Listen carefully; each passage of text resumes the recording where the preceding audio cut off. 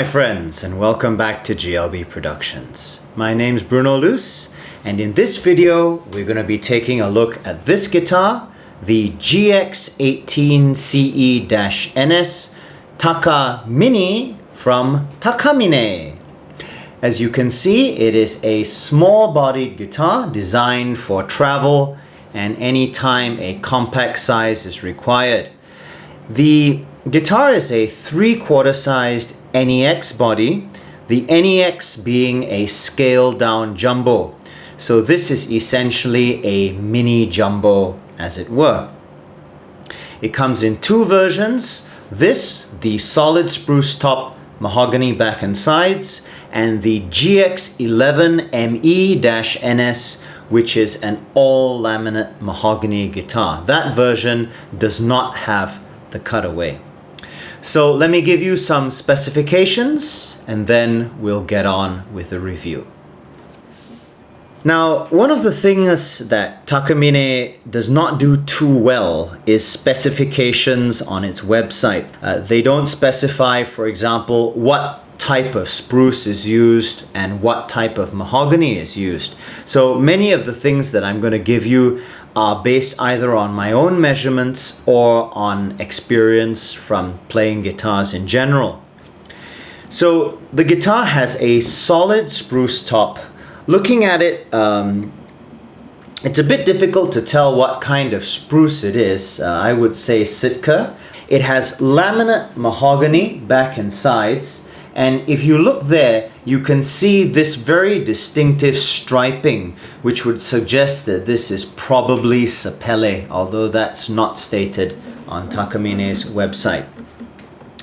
It has a rosewood bridge and a rosewood fingerboard, and very tastefully, it also has a headstock overlay in rosewood laminate.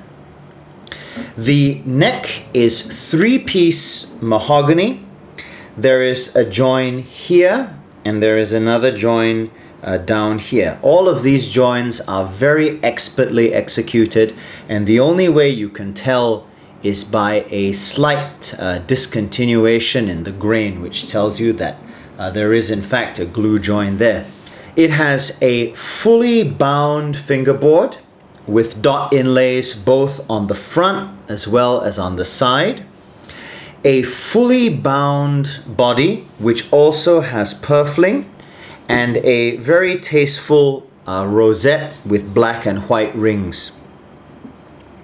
It comes standard with the Takamine TP4T preamp. The finish on the guitar is a natural finish, most likely catalyzed polymer. Guitars in this price range generally don't have nitro finishes. It ships with D'Addario EXP16 light gauge strings, and the guitar is made in China. It's important to note that Takamine, if a guitar is made by Takamine, it is made in Takamine's own factory. Takamine do not use OEM guitar manufacturers to make their guitars. All of their guitars are made in their own factories, and that's one of the advantages of buying from such a big manufacturer. Now we come to the dimensions. Now the only dimension that Takamine provides for this guitar is the width of the nut. Other dimensions are not provided on the website, so I had to measure them myself. Scale length on this guitar is 22.5 inches or 57 centimeters. The body length, measuring from the heel to the bottom of the tail block, I measure at 18 inches or 46 centimeters. The body width, measuring across the lower bout here, I measured at 14 inches or 36 centimeters.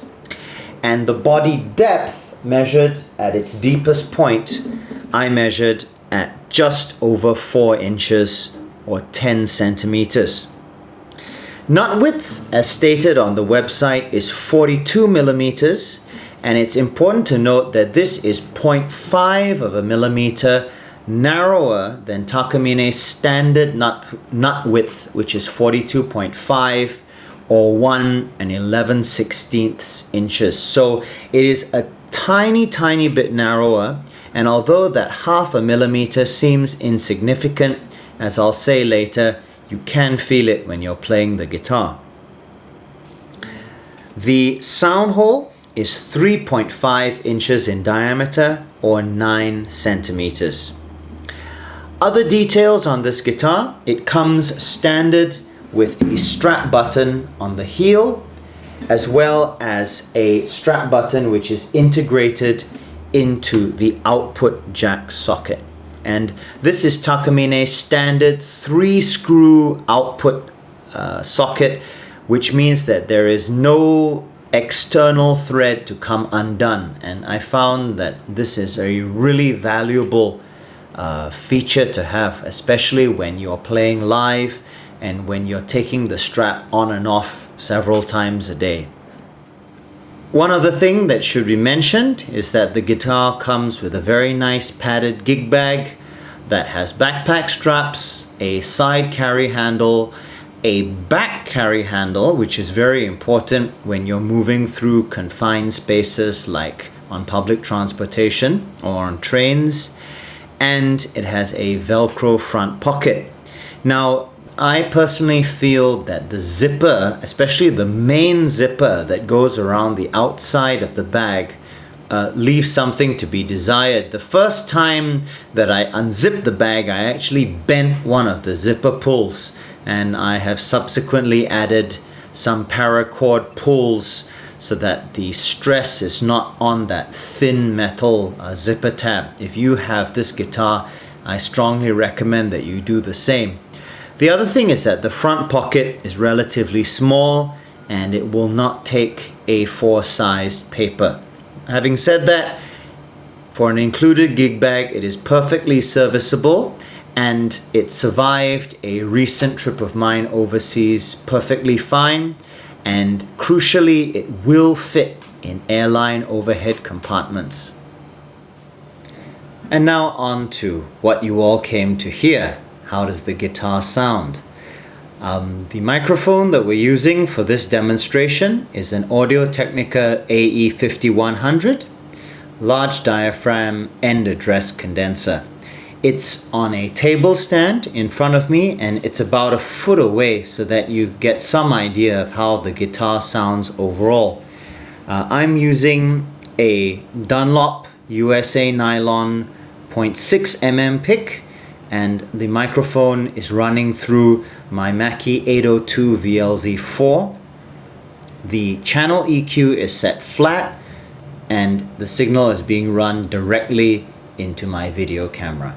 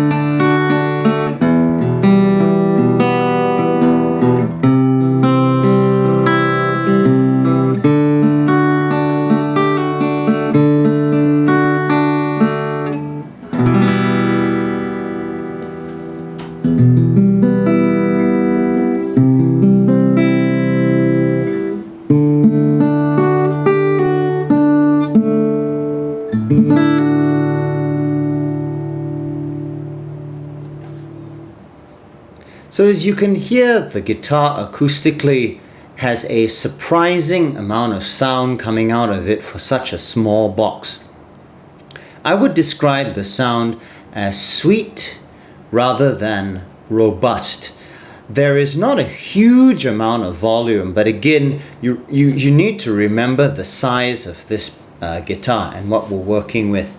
On a recent overseas trip, I used it both acoustically as well as plugged in, and I remember I played it acoustically in a church for about 30 people, and it does produce enough volume for that sort of thing. I'll just strum it hard so you can hear.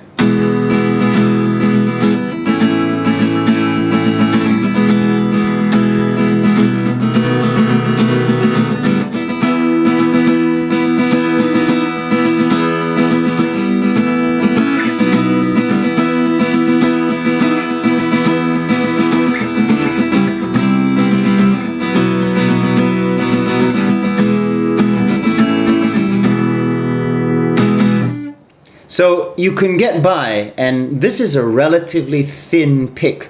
I used a slightly heavier pick on that trip, and I found that it was okay.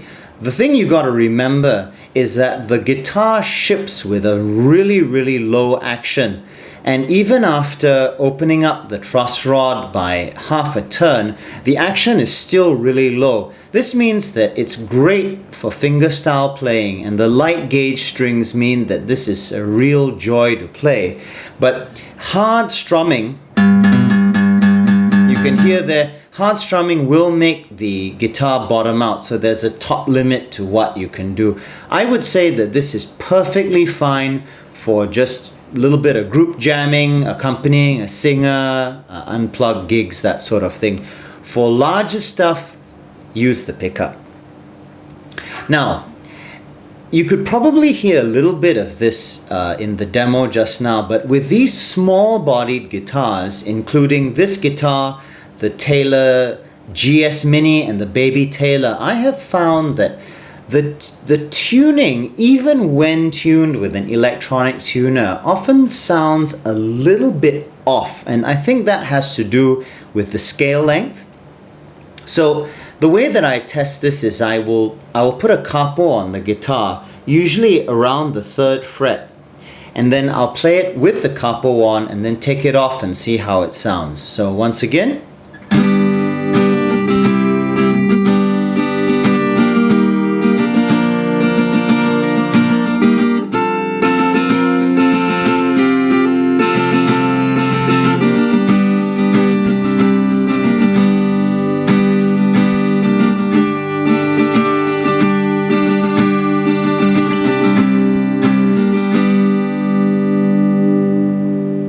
I think you can hear there that some of the overtones don't quite sound right.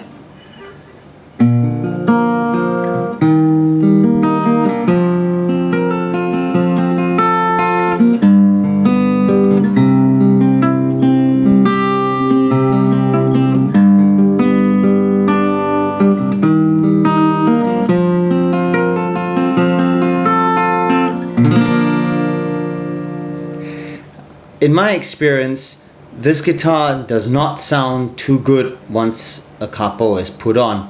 In open tuning, it sounds fine. Now, with the capo taken off,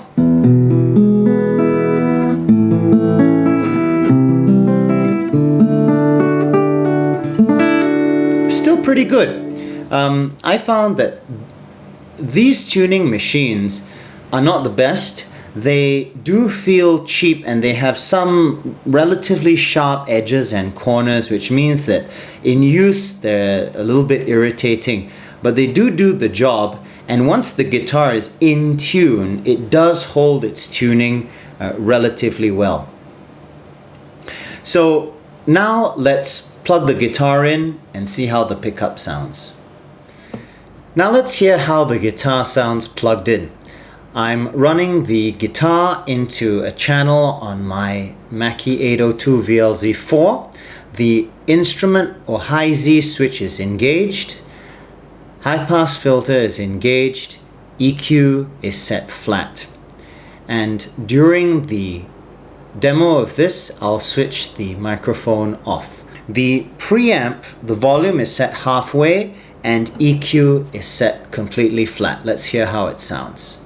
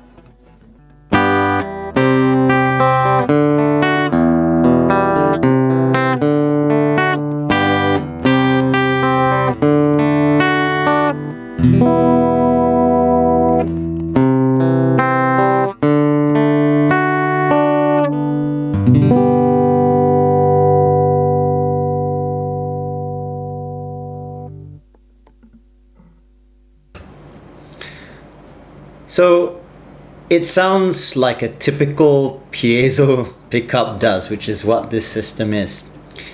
I have found that on this guitar, if you run the EQ flat, it sounds boxy and plasticky. The trick I have found is I typically will boost the bass just a little bit, and I'll cut the mid-range halfway. That, I find, gives a much more usable tone. Let's hear that now.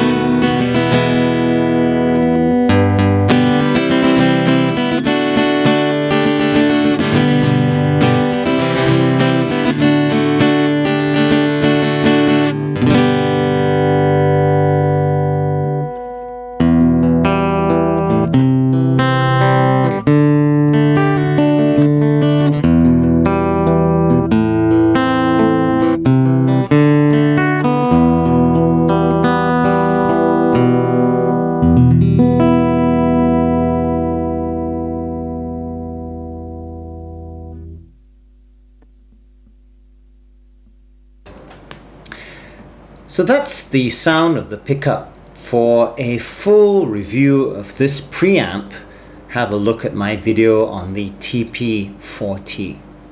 And now, just because we can, let's hear both the pickup and the microphone together.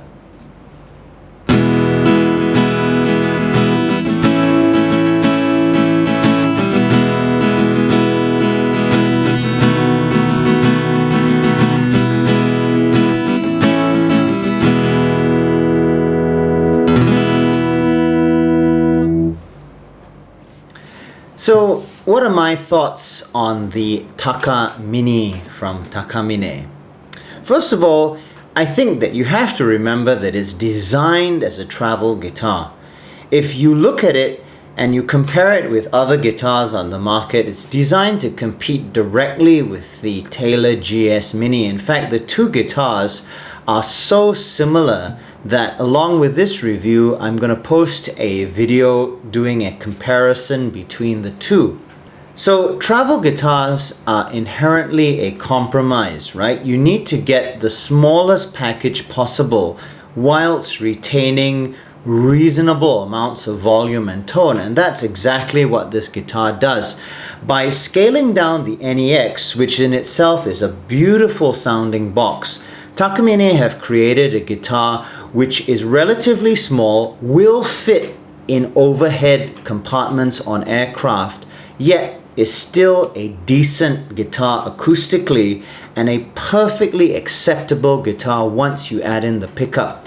Having the Takamine pickup and preamp on board means a couple of things. Number one, you've got a tuner with you at all times, which saves bringing one additional piece of kit with batteries and things that can go wrong, it can get lost and so on. And it also means that the acoustic output of the guitar is no longer a major handicap. Because if you're faced with a big audience, just plug in, okay? So that's one of the things that you have to bear in mind with this guitar, all right? Don't expect dreadnought type volume levels. It's not that sort of instrument. Fit and finish on the Takamine is outstanding. All of the binding, purfling, inlay is beautifully done, and at this price it really represents a wonderful value for money. As I mentioned in the demo, the tuners are the weak point of the system. They do feel cheap and they don't feel really precise enough. However, the guitar does stay in tune, relatively speaking. The 42mm nut is something of a handicap, but only when using a capo. I found that when playing without a capo, it's perfectly fine, and I didn't find myself feeling cramped at all. I have large size hands and I'm about 5'10", so even for somebody my size it was okay. Now, the best part of this guitar is the price. Street price in Singapore at time of filming, December 2015, on this guitar is 360 Singapore dollars.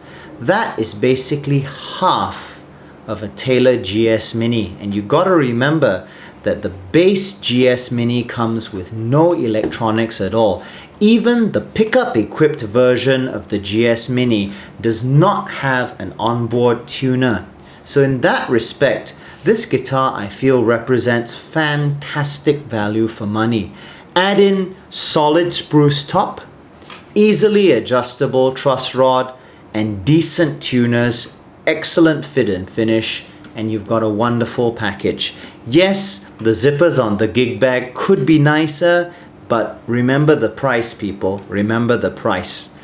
So that's my review of the Taka-mini from Takamine Guitars. Thanks very much for watching. If you have questions or comments, do feel free to get in touch either in the comment section of this video or via Facebook. Links to both are below. This is Bruno Luce for GLB Productions. Thanks very much for watching. Have a wonderful, blessed 2016, and I'll see you in the next video.